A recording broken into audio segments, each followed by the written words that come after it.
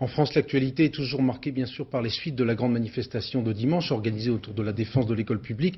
Le ministre de l'Éducation a commencé de recevoir les syndicats d'enseignants. Nous l'interrogerons dans quelques instants. Auparavant, un petit coup de projecteur sur l'ambiance dans les lycées et les collèges au lendemain de cette manifestation. Tout d'abord, reportage de Chantal Kimerlin à Créteil. Pas facile par les temps qui courent de se promener caméra au point dans un lycée.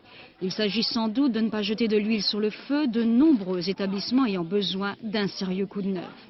Exception faite pour nous à Saint-Exupéry où les lycéens et les profs ont pu nous parler de leur lycée.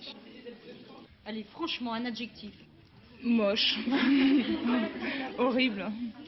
Quand il fait très froid dehors, qu'on n'a pas de chauffage, là c'est très dur à se concentrer au travail. C'est dur, quoi. Quand il pleut, il y a des fuites, il y a des grandes plaques d'eau qui se forment dans les cours et ça rentre dans les classes. Depuis le début de l'année, il n'a pas de prof de sport. Il n'a pas de notes en sport, quoi. Et là encore, le deuxième trimestre, je crois pas qu'il aura de notes. Ce qui fait qu'en plus, en sport, il peut rattraper des points et tout. Puis là, rien du tout, quoi. Tout cela n'est pas que provocation. Du côté des profs, si les mots sont différents, les problèmes restent les mêmes. On ne peut pas dire qu'il y a une vie dans l'établissement. C'est pas vrai. Il y a des manques de locaux, il n'y a rien, quoi. Il y a absolument rien.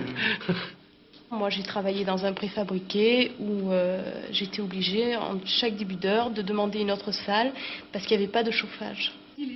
Et pour ce qui est de la concertation avec le ministre, on en parle beaucoup, mais on aimerait y croire. Quand les enfants sauront vraiment lire, sauront écrire, sauront compter, on pourra peut-être faire des réformes à notre niveau. Ils sont d'accord pour un vrai changement, pas pour une réforme de plus. Fini les vœux pieux.